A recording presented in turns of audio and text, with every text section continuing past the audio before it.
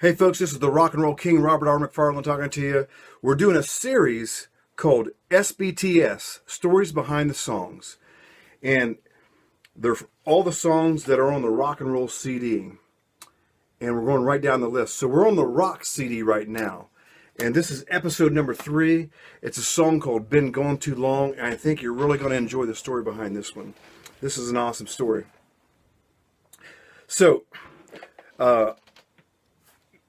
I've always got music on my brain, and I've had a lot of dreams in the past. I've had dreams where I've had guitar lessons with Jimi Hendrix. Jimi Hendrix would show me how to play a riff or a lick. I could play it just like Jimi Hendrix. But it was in that dream, and in the dream, I'm thinking, okay, I can remember this when I wake up, no problem. I got this. And then when you wake up, of course, you can't remember it. I just remember I had a dream about Jimi Hendrix, but I can't remember the song or riff or anything. I've also had dreams where I've jammed with Stevie Ray Vaughan, the same thing. I've had a dream where I was a member of Kiss. I had to wear the makeup and everything. Some dreams I created my own character. Some dreams I think I was filling in for maybe Ace Frehley or something like that. So I've had these dreams where I've been connected to these superstar, rock players, and the dreams have been awesome, but I can't really remember anything from the dreams. Now, subconsciously, I think I really do. I think they might come out eventually, but it might not be something I know, oh, this came from that dream. There's been times when I've dreamed I've had hit songs. There was one dream that I was singing the song in the dream. I was like, this is a number one hit. This is a number one hit. I'll remember it when I wake up. And of course, you're so deep, you can't wake yourself up. And I forgot quite a few songs like that.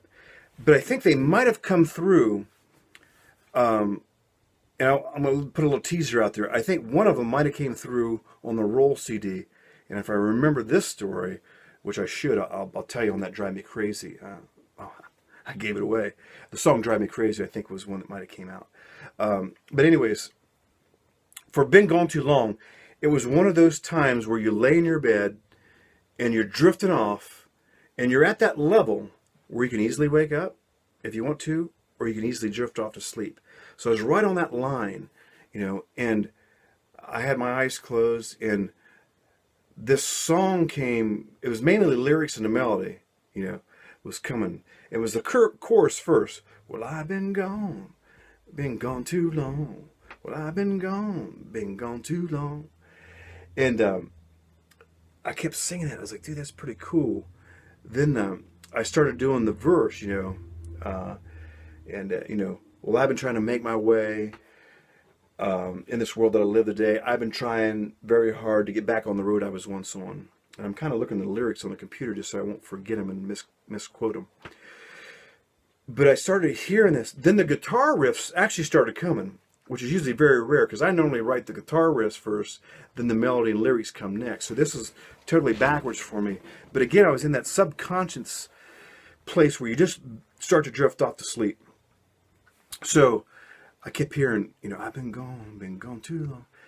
And I probably did this for just a few minutes. And I said, I got to wake myself up. This is really, really good. So I woke myself up. One of the few times I did it before and wrote down a song lyric or a song title or got up and recorded a verse on just a tape recorder just to have it. So I did stuff like that before where I woke myself up. But this one I woke myself up, and we're talking probably about 1 or 2 o'clock in the morning. Well, needless to say, 5 hours later, I had the song completed. I just had a basic drum track, but I came up with the bass line, the guitar line, and the guitar solo that I had. And then I had the verses written, and then the chorus was written. So 5 hours work later, we're talking about 7 o'clock in the morning, I had the song done. Now, needless to say, I had to go to work that day, so I was really, kind of like hungover. I was like, I couldn't wait to get home to go to sleep. But when the muse hits, when it's talking to you, you got to follow it. So fortunately enough, sometimes I have enough whereabouts of me to follow the muse and take note. That time I did. So I wrote that song that night. That's how it came to be.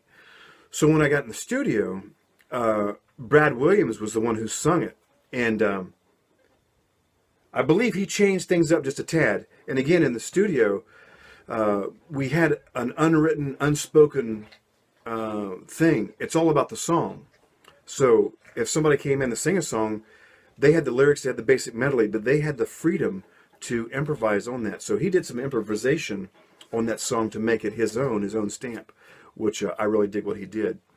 So on the verse, I was going to do my harmonies that I had on my version, but it wasn't working. So Joe actually wasn't there that session, but he had BJ, one of his workers, an engineers, work with me, and he said, how about just, saying the words, been gone too long at the end, like it is on the recording. And at first I was like, man, I'd rather do my stuff. So I tried to do my harmonies, but they just wasn't working. I said, hey, let's give this a try, something different, So we did that, and then, of course, Brad sung the song, did an awesome job on that.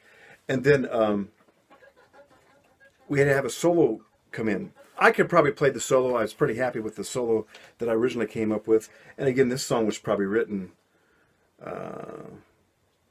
8 to 10 years ago. I'd have to look up. So this is an older song. But anyways, I wanted to bring my friend Derek in, and this is the song that he wanted to play on. I say, hey, if you want to play on that song, go ahead. I can do the solo, but you go ahead and play it. And Derek and me has a similar style. Derek's a little bit better than me on guitar. So what he played was very close to what I had in mind already, but he took it to the next level. And I really got off watching Derek play the solo. Here's a song that I've written a guitar solo, but I'm watching a professional musician play the solo and get off on it. Then he's asking me, hey, do you like that? Is that cool enough? I'm saying, dude, Derek, you're actually better than me. I love everything you're doing. And this song, I believe Derek wanted to do a little bit better than what he did, and we thought it was excellent, but he actually went in and did better than what we could even expect. So he did a phenomenal solo on it. I freaking love it. So me and Joe panned it from left to right. So if you listen to headphones, you can really hear the effect. If you're listening to your car stereo or at home, you're not really going to hear the effect. Listen to it in headphones, and my brother just said this week. That's one of my brother's favorite songs. It's been going too long. One of mine too. It's hard to pick a favorite, but that is a cool one. So if you listen to the solo, you're going to hear a lot of panning, which is a cool effect with the licks that he does. He didn't know he was going to do that, but it works out really, really good of how he played.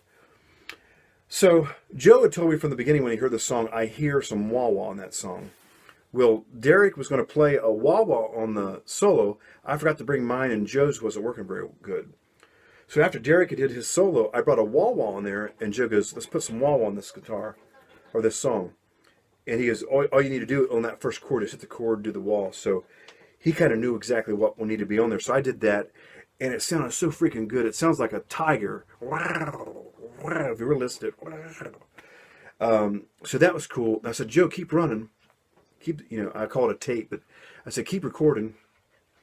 And Joe goes, if the guitar's in your hand, I'm recording. That's what Ted Nugent told him. So that's his philosophy. If the guitar is in your hand, I'm recording. If your fingers are moving, I'm recording. So he said, just go for it. So it was one take. I just did the walls, and then I did like a wah-wah lick on the verse while Brad was singing. So you'll hear that in there. So that's really, and Mike came up with a killer bass. Me and Jack told him to do a couple slides here and there, but Mikey had a cool bass singing there. We just gave him a couple pointers, but Mikey's got a killer bass running there. My favorite part of the song is the break down the middle.